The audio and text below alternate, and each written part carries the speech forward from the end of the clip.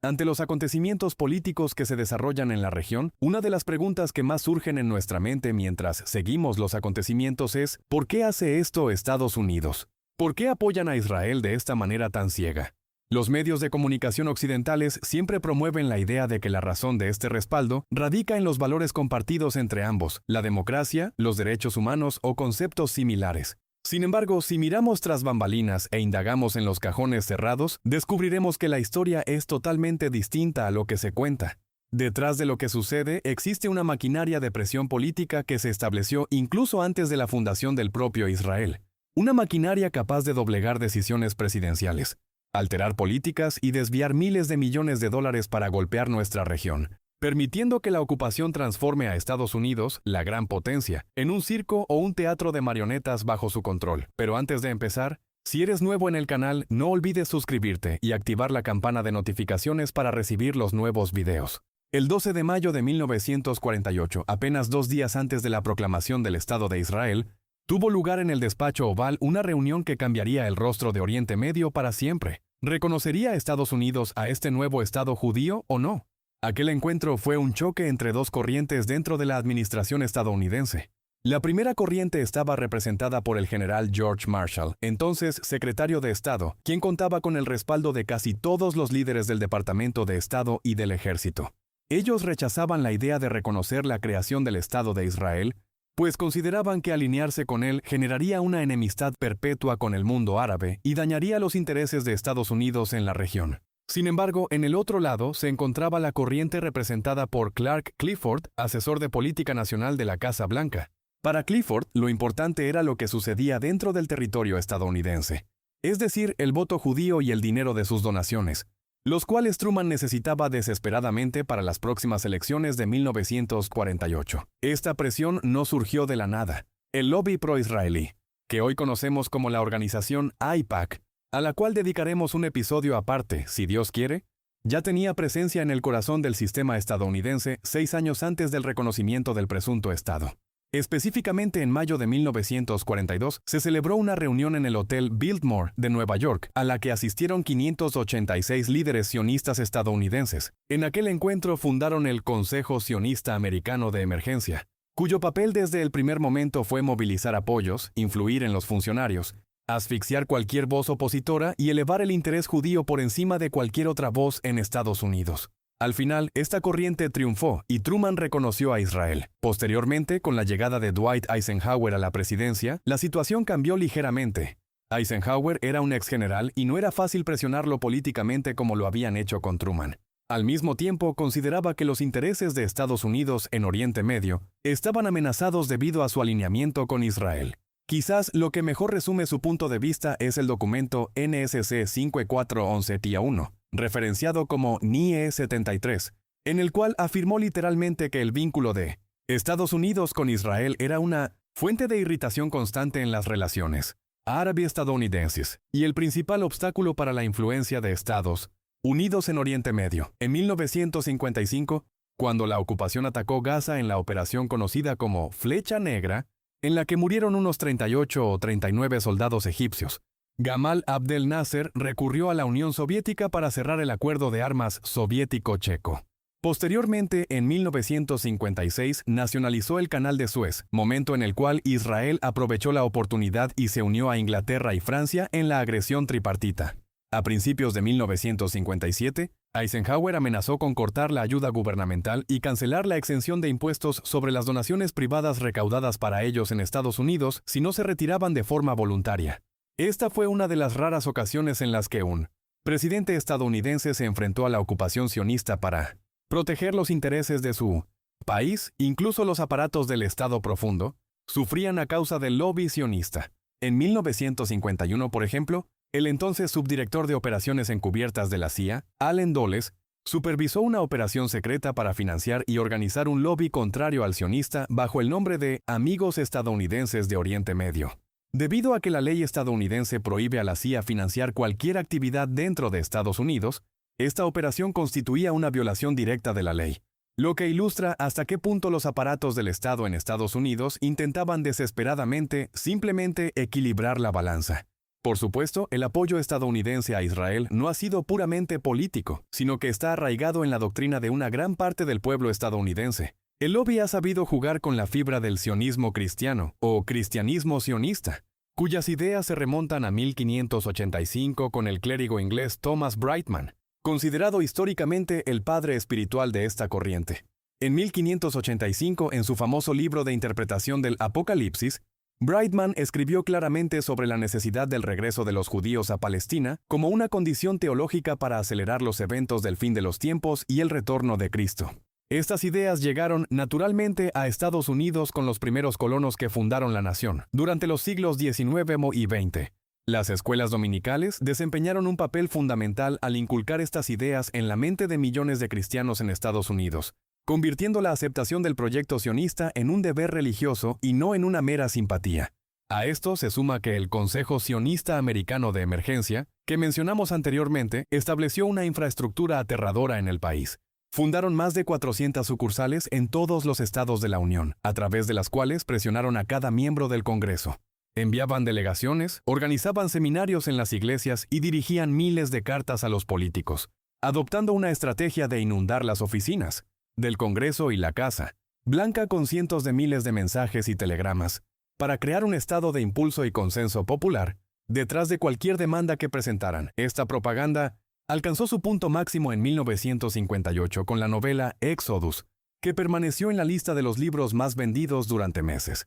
Solo 2 años después, específicamente en 1960, se convirtió en una película cinematográfica de la que el propio David Ben-Gurión dijo: Exodus es la mayor obra de propaganda jamás escrita sobre Israel. La película retrataba al árabe como un ser salvaje y al colono sionista como un héroe que hacía florecer el desierto, siendo esta la imagen que quedó grabada en la mente del ciudadano estadounidense promedio. Cuando llegó el turno de John F. Kennedy y entró en la Casa Blanca, su intención era resolver la crisis de los refugiados y evitar la proliferación de armas nucleares en Oriente Medio. En un intento por acercarse a Israel, en agosto de 1962 rompió el embargo de armas que la administración de Eisenhower había impuesto y aceptó vender misiles antiaéreos MiG-23 Hawk.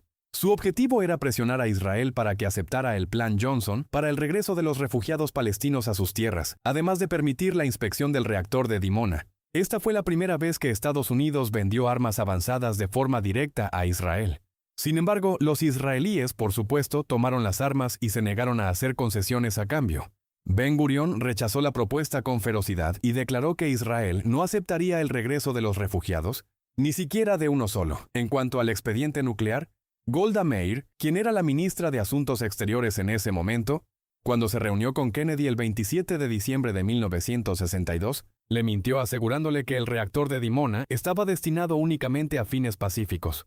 Al mismo tiempo que afirmaba aquello, se estaba llevando a cabo un robo organizado de uranio altamente enriquecido en suelo estadounidense. Informes oficiales publicados posteriormente por el Departamento de Energía de los Estados Unidos en 2001 confirmaron que 269 kilogramos de uranio altamente enriquecido desaparecieron de la planta NUMEC en Apollo, Pensilvania.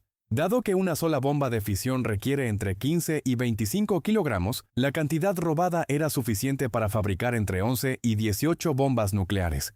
En febrero de 1976, Carl Dockett, subdirector de Ciencia y Tecnología de la CIA, informó a la dirección de la Comisión Reguladora Nuclear que el uranio robado fue contrabandeado y utilizado en las primeras bombas fabricadas por Israel. De este modo, en lugar de castigarlos, Estados Unidos los encubrió, y el programa nuclear israelí continuó su camino con total tranquilidad bajo un apagón informativo absoluto. Así, Israel obtuvo lo que quería de Estados Unidos, ya fuera con su consentimiento o por la fuerza. Tras el asesinato de Kennedy, un evento que un amplio sector de la población cree que fue una operación organizada por el Mossad, su vicepresidente Lyndon B. Johnson asumió la presidencia. Y fue entonces cuando la relación estadounidense-israelí entró en una fase completamente nueva. Johnson era un sionista sumamente devoto y abrió el grifo de ayudas para Israel al máximo. Entre sus servicios más destacados, por ejemplo, destaca el hecho de que transformó el respaldo estadounidense de un simple apoyo político, económico y de armas defensivas a un apoyo militar con armamento ofensivo. Entre 1946 y 1965, la administración de Johnson cerró un acuerdo secreto mediante el cual vendió a Israel 210 tanques del modelo M48 Patton Y en febrero de 1966, Washington anunció oficialmente la venta de 48 aviones de ataque A-4 Skyhawk. Por supuesto, estas dos transacciones cambiaron por completo el equilibrio de poder en la región y prepararon el camino para la guerra de 1967, la cual todos sabemos que no fue una defensa propia como alegó el mundo occidental, sino que fue un plan diseñado desde hacía tiempo. En mayo de 1963, es decir, 4 años antes de la guerra, se elaboró el Plan Shahm, que incluía los detalles de la estructura administrativa, militar y judicial para gestionar los asuntos de Cisjordania y Gaza, lo que significa que la idea de la expansión estaba premeditada y no fue una mera reacción defensiva. Posteriormente, cuando Richard Nixon entró en la Casa Blanca, trajo consigo a Henry Kissinger como asesor de seguridad nacional y a William Rogers como secretario de Estado. Rogers veía el desastre que se desarrollaba ante sus ojos y, en diciembre de 1969, presentó una iniciativa conocida como el Plan Rogers, el cual estipulaba una retirada casi total de Israel de los territorios ocupados a cambio de una paz duradera. Sin embargo, Kissinger, el sionista devoto, consideró el plan de Rogers como una concesión flagrante a los países árabes respaldados por los soviéticos y opinó que alentaba a los extremistas árabes. Al mismo tiempo, el AIPAC desató una guerra feroz contra el plan y organizó conferencias para denunciarlo. El resultado fue que el plan de paz terminó archivado en un cajón. A finales de 1970, en lugar de sancionar a Israel por rechazar las iniciativas diplomáticas, Nixon presentó una solicitud aprobada por el Congreso para proporcionar un paquete de créditos militares a Israel por valor de $500 millones para la compra de armas ofensivas. Esto ocurrió a pesar de que Nixon envió en mayo de 1971 un memorándum secreto a su secretario de Estado William Rogers, documentado posteriormente por el Departamento de Estado bajo el número 233 de los registros FRUS, en el que decía textualmente: debido a la enorme influencia del lobby judío en Estados Unidos y su gigantesco impacto en los medios de comunicación, estamos renunciando a los intereses de la seguridad nacional estadounidense en favor de Israel. Es decir, el hombre estaba sumamente consternado, pero en público tomaba decisiones para complacer al lobby y al gobierno de ocupación. El mayor mérito de esta política se le atribuyó a Henry Kissinger, lo que ilustra cómo una sola persona, con el apoyo del lobby, puede dirigir la política de una superpotencia como Estados Unidos, incluso si esto va en contra de sus propios intereses. Tras la dimisión de Nixon a causa del escándalo Watergate, al que quizás dediquemos un episodio detallado algún día, Gerald Ford asumió la presidencia. Ford consideraba que la política del cheque en blanco para Israel era un absurdo que debía detenerse, por lo que intentó presionarlos para que hicieran concesiones en las negociaciones de desvinculación en el Sinaí, amenazando con una reevaluación de las relaciones estadounidense-israelíes si no respondían. Esta fue la primera vez desde los tiempos de Eisenhower que la voz de un presidente estadounidense se alzaba de tal manera frente a los sionistas. Sin embargo, el lobby sionista respondió con total contundencia. Movilizaron a 76 senadores estadounidenses de un total de 99. Y les hicieron firmar una carta dirigida al presidente que decía que Estados Unidos se mantiene firme junto a Israel, y cualquier reevaluación de las relaciones debe hacerse sobre esta base. Es decir, que cualquier modificación debía ser a favor de Israel y no en su contra. Cualquier senador que se atrevió a objetar en aquel entonces fue blanco de una feroz campaña mediática que provocó su derrota en las elecciones. En ese momento, Ford comprendió que, a pesar de ser el presidente de Estados Unidos, no era el gobernante real. El verdadero gobernante era el lobby. Al unir todos los hilos de esta historia, desde el conflicto en el despacho de Truman en el 48 hasta lo que sucede hoy, encontramos un patrón constante y repetitivo. Los intereses de la seguridad nacional estadounidense son sacrificados de manera sistemática en favor del gobierno de ocupación. Las mismas mecánicas que utilizó el Consejo Sionista de Emergencia en los años 40 son las que emplea el AIPAC hoy en día: campañas de presión sobre el Congreso, vinculación del apoyo financiero a las posturas políticas y la demonización de cualquier político estadounidense que se atreva a criticar a Israel. Las tácticas no cambian, y el resultado es la persistencia de una política estadounidense ciega y sesgada hacia Israel, independientemente del daño que sufra Estados Unidos y sus intereses en la región debido a esta relación tóxica.